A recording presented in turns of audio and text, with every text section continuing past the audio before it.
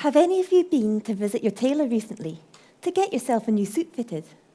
I'm guessing probably not, because these days, except perhaps among the elite, we tend to buy our clothes a standard size off the rack in one of the many retail stores found on the high street. I'd like you to do something for me now. Can you imagine being a child and coming on a journey with me to the small independent tailored yarn bookshop, which is situated on Quirky Street? In this shop, you can select a book off the shelf and find that it's an exciting adventure with characters that are familiar, places that you recognise, with interesting details woven together with colourful threads of your unique family history. In other words, it's a book designed specially for you by this book tailor standing right here. However, I only write these books for children whose parents have either passed away or they've been diagnosed with a terminal illness. And the reason I'm doing this is in order to preserve their family memories. It's like the popular idea of memory boxes, except in the unique form of a fictional literature legacy. I love homemade gifts. You'll often find me at craft fairs as well, because you realise the amount of time and effort that goes into each one, which is similar to what's happened when I made my first book, Post-Pixie Missing in Action, which was inspired by a friend of mine who was diagnosed with muscular dystrophy at the age of 11. She was a dietitian.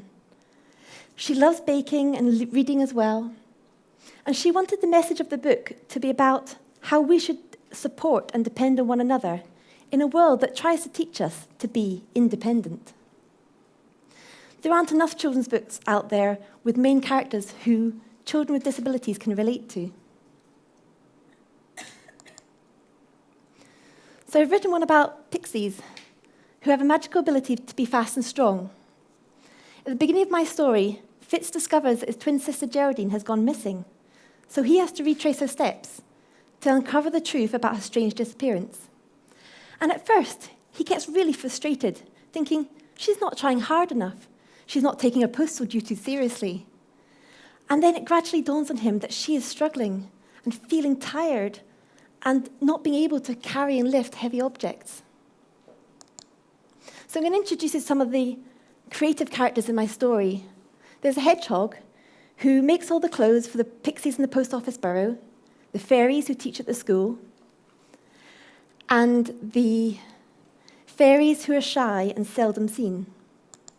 We also have a woodpecker who, unsurprisingly, is a carpenter, and he makes all the furniture and all of the toys that get sold in the shop. I've named him after my friend's father and her nephew, who's also got muscular dystrophy, and one of my personal favourites, a squirrel, who's an artist, who loves illustrating books, painting postcards, and portraits. He's also a champion netball player, which is a favourite sport in the woodland. You can see that his studio is a little bit messy at the moment, because of the chaotic attempts to apprehend an invisible intruder. After I finished my book, I gave it to my friend, and I thought nothing more of it. I decided to go to Chester University to study a master's in psychology. And I've learned a lot from this course. And actually, the main thing that's come out of the course for me was I'm studying a dissertation on the relapse and recovery of mothers who have become unwell after childbirth with psychosis. My dissertation tutor secretly believes that I'm trying to get myself into the Guinness Book of Record for the longest length of time it takes to complete the ethical process. Only 11 months so far. I should have actually handed in the final copy a while ago, but I've been slightly distracted. Actually, I blame the university entirely for this distraction. Please don't tell them I said that. I hope they're not listening. They advertise for students to go on for a business venture competition with business ideas, and innocently, I entered thinking, I've got nothing to lose. I wasn't expecting it to be a pivotal moment that would change the course of my life and set it on an alternative direction. That wasn't part of the plan. I was going to get my psychology degree and get a job full-time with a salary attached. It just so happens I like that kind of stability. Switching to being an entrepreneur was something which had never crossed my mind. But the judges of this competition gave me such positive feedback and encouragement that they convinced me not to abandon my idea to help families with memory books. And so I set up 4 social media platforms from scratch, a website with a little bit of help. I did a crowdfunding campaign to raise the funds to get started and publish my book. I also did my own marketing and publicity, which involves writing articles and doing a few interviews here and there. I nearly placed the entire operation in jeopardy by my decision to store 2,000 books in the spare room in my mum's attic. She's been trying to dispose of them at every opportunity, and having a very generous nature, she's been giving them away to friends and family. Even the plumber who came to fix a leaky tap went away with a post-Pixie book instead of his tip. I'm not sure what he thought of this, but I hope his kids are pleased. One thing that not many people know about me is that I'm dyslexic. You don't come across many dyslexic authors. Actually, it sounds a little bit like a contradiction in terms, potentially problematic, although I found that risk can be mitigated by finding an outstanding editor. I also decided to put a dyslexic character in my books, a fairy who causes untold mischief and mayhem by getting his spells all muddled up, which means he never stays in one fairy foster home for very long before this trouble, but perhaps he just needs to find someone to give him a chance. So, when I was in hospital a few years ago, I was recovering after having my third daughter, and during this recovery, I returned to my creative roots. You'll notice creativity is the thread that holds the whole presentation together. And the therapeutic benefits and healing properties of watercolour and calligraphy helped me map my journey back to health, and I used lots of inspirational quotes to do this. This happens to be one of my favourite. Martin Luther King Jr., and it's all about faith is taking the first step, even when you don't see the whole staircase. I feel this is very relevant to setting up my business of tailored yarn. Although it's been going for a while now, I still can't see exactly where it's going to lead. New opportunities come at each time, and I still have to find a family to write a bespoke book for, but I do believe they're out there.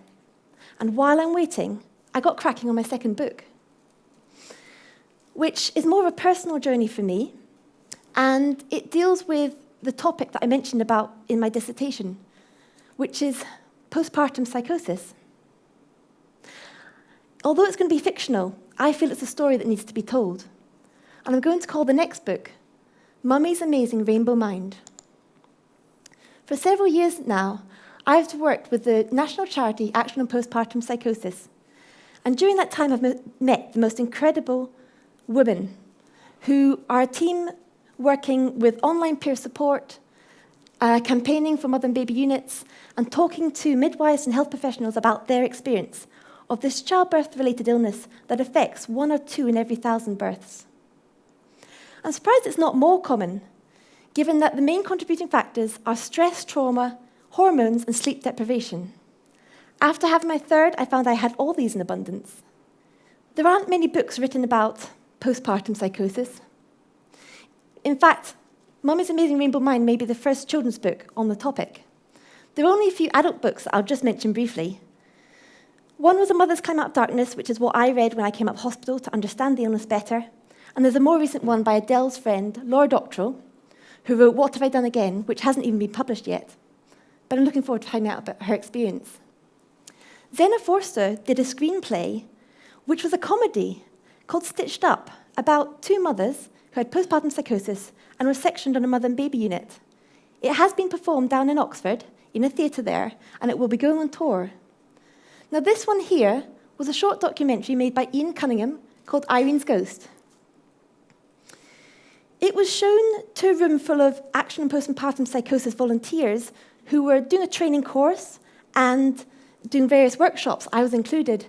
And I tell you, when we saw the documentary, there was not a dry eye in the house.